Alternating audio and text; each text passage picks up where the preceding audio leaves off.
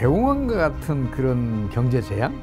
이 가능성을 배제할 수는 없어요. 만약에 미국의 성장률이 또 2분기 이상 마이너스 성장을 하게 된다면 그때는 어쩌면 대공황에 못지않은 또 2008년 하반기에 일어났던 그 금융위기에 못지않은 아주 심각한 금융위기가 진행될 수도 있다. 신용 승수배만큼 유동성이 수축되는 효과가 미국 경제에서 나타난다고.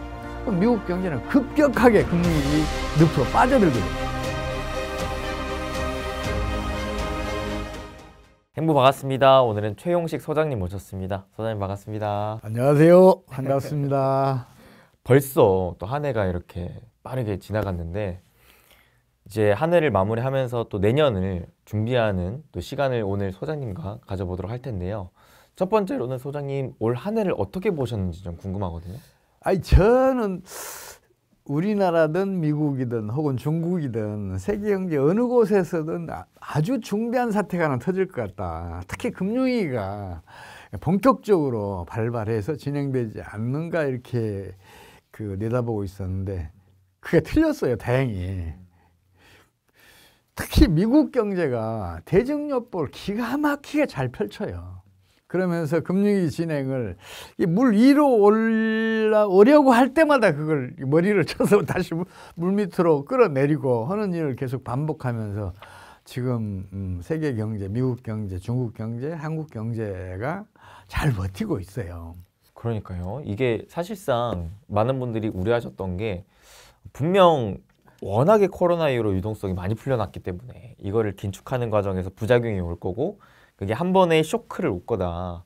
이거를 우려하셨는데 연준이 이거를 은근히 줄다리기를 잘하면서 이게 한 번의 대공황보다는 좀 장기 침체로 조금씩 말라 죽이는 게 아닌가라는 생각도 좀 들더라고요. 저도 그렇게 봐요. 사실은 대공황과 같은 그런 경제 재앙? 이 가능성을 배제할 수는 없어요. 그쵸. 지금도 그 가능성이 여전한데 그래도 워낙이 미국 중심으로 각국 정책 당국이 그 상황마다 대응을 잘 해놓고 있어요. 그래서 지금 물밑에서지만 진행되고 있는 신용 파괴율의 작동 거기에 따라서 물밑에서 진행되고 있는 금융위기를 이게 잘 컨트롤을 하고 있어서 이렇게 가다 장기 침체로 가는 거 아니야 하는 생각은 하고 있어요. 그래도 여전히 주의할 거는 그런 사태가 언제 어디에서 어떻게 터질지는 아무도 모른다. 그래서 항상 대비하고 있어야 하는 거 아닌가 그런 판단을 저는 하고 있습니다. 그러면 소장님께서 지금 현재 시점에서 보셨을 때 경제 대공황, 즉 뭔가 이게 한 번에 더 크게 큰 위기를 직면하는 것과 장기 침체로 조금씩 이제 말려주기는 이러한 방향성 중에 어떠한 방향성이 좀 더 가능성이 높다라고 보세요? 저는 장기 침체로 가지 않는가 싶은 판단을 하고는 있어요, 지금.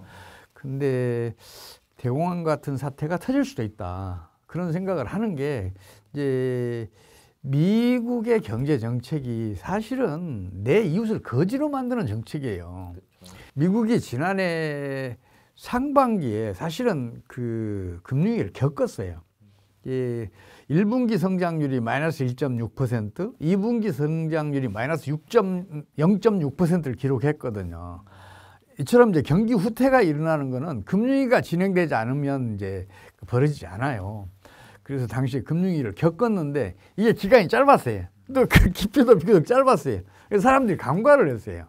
물론 뛰어난 경제 전문가들도 그걸 간과를 했어요. 그래서 금융위기가 진행됐다는 사실 지금 다들 모르고 있는데 그게 지금 완전히 해소됐냐? 그건 아니에요. 물밑으로 들어가 있는데 그때 물밑으로 들어가게 한 가장 결정적인 정책이 미국의 고금리 강달러 정책이에요. 당시에 미국 그랬잖아요. 뭐 빅스텝, 자이언트 스텝, 평소에 0.25% 조정하다가 갑자기 0.5% 기준금리를 올리고 또 0.75%도 한번 올리고 그랬었잖아요. 그런 정책을 통해서 당시에 미국의 신용 파괴원리 작동에 의해서 유동성이 수축되는 것을 예방해냈어요. 근데 문제는 뭐냐 그러면 이게 내 이웃을 거지로 만드는 정책이란 말이에요. 일단 기준금리가 다른 나라에 비해서 미국이 좀 높아요. 그러니까 다른 나라 저축들이 미국으로 흘러갔어요. 그리고 미국의 달러가 그때부터 강세를 보기 시작하는 거예요. 그동안 약세를 보이다가 강세로 전환하니까 다른 나라에 투자됐던 국제 금융자본들이 미국으로 환차익을 노리고 이동해 갔어요. 그러니까 미국의 유동성 풍부해졌죠. 그래서 당시에 진행되던 금융위기를 풍부해진 금융자본으로 그 유동성으로 차단해냈어요. 그래서 지난해 하반기부터는 경기가 급상승을 해요. 3분기에 3.0%, 4분기에 2.6% 성장률을 기록해요. 그런데 문제는 미국으로 빼앗긴 국내 저축 그리고 금융자본을 미국으로 빼앗긴 나라들은 어떻게 됐겠냐고요. 당연히 유동성이 수축되면서 신용 파괴율가 작동을 했어요. 그런 피해를 가장 크게 받은 나라 중 하나가 우리나라예요. 우리나라도 지난해 하반기에 경기가 급속하게 하강을 했거든요. 2분기 2.6% 성장했다가 3분기에 반토막 나잖아요. 1.3%로. 4분기에는 마이너스 1.6%를 기록해요. 이건 연율이에요. 우리나라 국내 저축, 우리나라에 투자된 국제금융자본, 국내 금융자본들이 미국으로 이탈했으니까 국내는 당연히 유동성이 수축이 되잖아요. 그 유동성 수축이 신용 파괴 원리를 작동을 시켰고, 그래서 우리나라에서도 지난해 하반기에 미국보다 반년 늦게 금융위기가 진행이 됐었어요. 이런 그러니까 내 이웃을 거지로 만드는 정책은 결국은 그게 붐메랑이 되어서 미국에 타격을 입혀요. 그런 역사적 사례가 몇 번 있어요. 1980년대 초반이 대표적인데 그때도 다른 나라들 경제가 어려웠을 때 미국은 플러스 성장으로 돌아섰어요. 그런데 그 다음에 마이너스 성장으로 돌아섰단 말이에요. 다시. 그래서 그 부메랑을 미국이 맞지 않을까 싶은 생각을 갖고 있어요. 그래서 만약에 미국의 성장률이 또 2분기 이상 마이너스 성장을 하게 된다면 그때는 어쩌면 대공황에 못지않은 또 2008년 하반기에 일어났던 그 금융위기에 못지않은 아주 심각한 금융위기가 진행될 수도 있다. 저는 그렇게 판단을 하고 지금 유심히 살펴보고 있어요. 제발 그렇게 안 갔으면 좋겠어요. 미국의 경제 성장률이 2분기 연속으로 마이너스로 갈 때요. 지금은 아직은 그러면 그런 위험성이 안 나오고 있는 거죠. 지금 미국 경제 엄청 좋아요. 그렇죠. 그 3, 4분기 올해 성장률이 잠정치지만 무려 4.9%를 기록했어요. 이건 미국 그 잠재 성장률보다 두 배나 더 그 높은 수치예요. 근데 이 문제는 뭐냐면 꼭 어떤 경제적인 파국이나 경제 위기가 터지기 전에는 꼭 이렇게 경기가 급상승하는 경우가 종종 있어요. 그 촛불도 그렇잖아요. 마지막 꺼지기 전에 한번 반짝 확 타오르는 경우가 있는데 그런 일들이 경제에서도 가끔 벌어져요. 그래서 지금 미국 3, 4분기 성장률이 4.9%를 기록한 것이 결코 바람직한 건 아니다. 저는 그렇게 보고 차후에 4분기에는 성장률이 어떻게 되는지 그리고 특히 이제 주식시장이 어디로 가는지 주가지수가 어떻게 가는지를 유심히 살펴보고 있어요. 그러면은 결국 지금과 같은 기조가 이어졌을 때, 즉 미국이 계속 금리를 높이면서 다른 나라의 그런 유동성을 쫙 빨아들이며 미국의 경제는 오롯이 탄탄하고 성장을 하게 만들고 다른 나라의 경제는 되게 부진하게 만드는 이런 기조가 이어지면 이어질수록 사실 미국은 혼자만 좋고 특히나 우리나라는 또 되게 타격을 입는 이러한 흐름이 좀 이어질 가능성이 높다라고 보는데, 그러면 우리는 좀 기대를 할 것이 우리나라 입장에서는 미국의 금리 인하를 좀 기대를 해봐야 되는 거 아니겠습니까? 미국 경제에 대해서 가장 심각하게 생각하는 게 그거예요. 미국은 금리를 낮출 수도 없고 올릴 수도 없어요. 만약에 기준금리를 낮추잖아요. 그럼 달러는 즉각적으로 약세로 돌아서요. 그렇죠. 달러가 약세로 돌아서는 순간에 미국에 투자됐던 국제금융자본들은 미국을 떠나요. 환차손 때문에. 그러면 미국 내 유동성이 수축이 되고 그 유동성 수축이 신용 파괴 원리를 작동을 시켜요. 신용 승수배만큼 유동성이 수축되는 효과가 미국 경제에서 나타난다고요. 그럼 미국 경제는 급격하게 금융위기 늪으로 빠져들게 돼요. 반면에 기준금리를 높이거나 아니면 지금 같은 높은 수준을 유지하잖아요. 그러면 그것도 심각한 문제를 일으키는데 특히 국채와 MBS 이와 같은 그 채권들 가격이 떨어지게 돼 있어요. 그뿐만 아니라 미국은 지금 아주 이상해요. 장단기 금리가 역전돼 있잖아요. 그렇죠. 장기 금리가 단기 금리에 비해서 높은 게 정상인데 지금 단기 금리가 더 높아요. 네네. 그리고 기준 금리보다 시장 금리가 더 낮아요. 이것도 이상한 일이에요. 기준 금리라는 것은 시장 금리보다 더 높은 게 정상이거든요. 통상 그래 왔었어요. 물론 그렇게 된 데는 이유가 있어요. 뭐냐면 미국이 조만간 기준금리를 낮출 것이라는 기대가 있으니까 그런 현상들이 벌어졌어요. 그렇죠. 지금 현재의 금리가 지속이 되면 그 장단기 금리 다시 역전돼야 되잖아요. 그리고 시장금리와 그 기준금리가 다시 역전돼야 되잖아요. 그러면 어떤 일이 벌어지겠어요? MBS 국채 가격은 더 떨어져요. 여기에다 거기와 관련된 파생 금융 상품들은 레버리지가 20배잖아요. 이론적으로는 20배만큼 그 가격이 떨어져요. 그럼 그 파생 금융 상품과 MBS 국채를 보유하고 있는 은행들, 거기에 투자한 은행들은 어떻게 되겠냐고. 엄청난 당연히 경영 수준은 극단적으로 악화돼요. 그러면 또 다시 신용 파괴가 작동을 한다니까요. 그래서 미국은 지금 기준금리 내릴 수도 없고 올릴 수도 없는 그 상황이 아주 난처해요.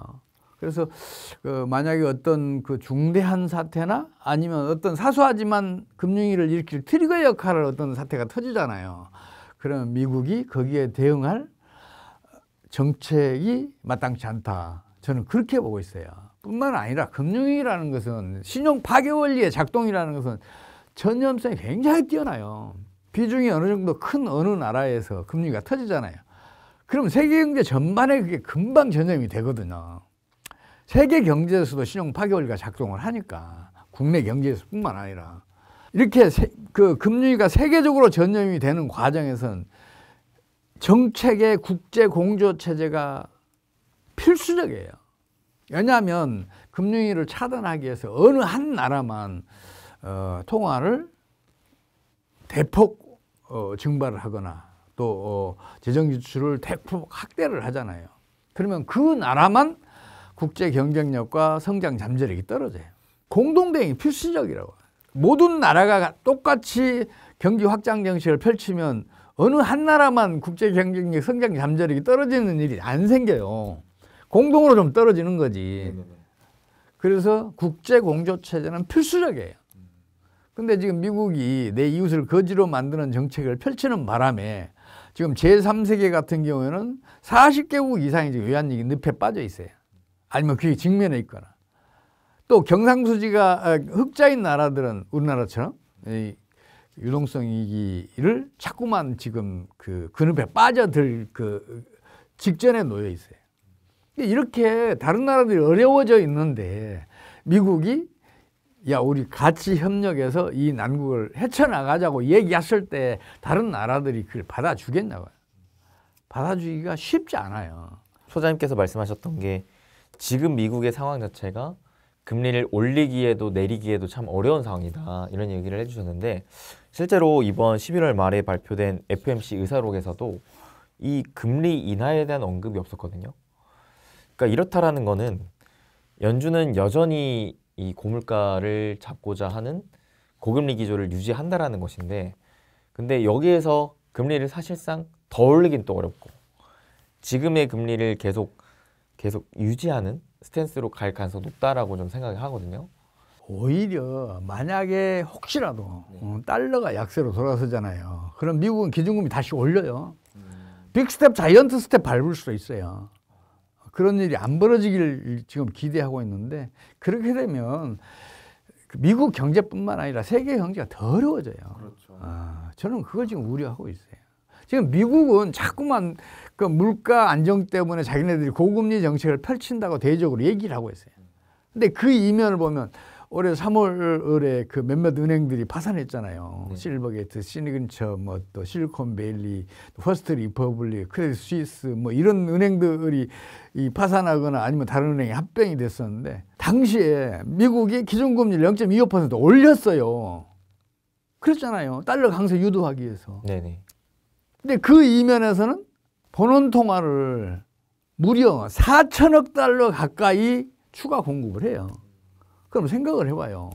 통화 공급을 추가하는 게 물가 불안에 기여하는지 아니면 기준금리를 높인 게 물가 불안을 안정시키는지 이율 배반적인 정책을 펼치잖아요.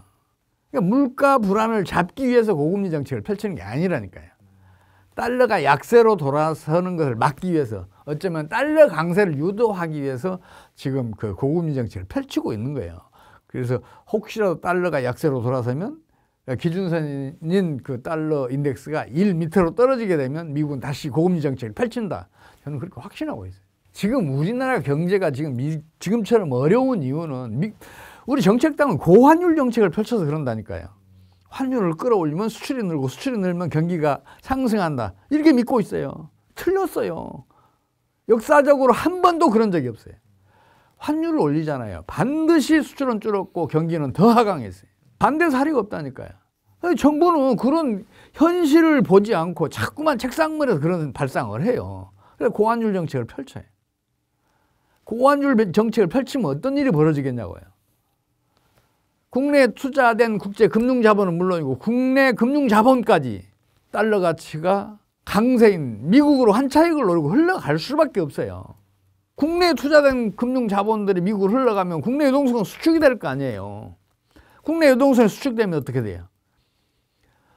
부동산 시장이나 주식시장인데 약세로 돌아설 수밖에 없잖아요. 유동성이 없으니까.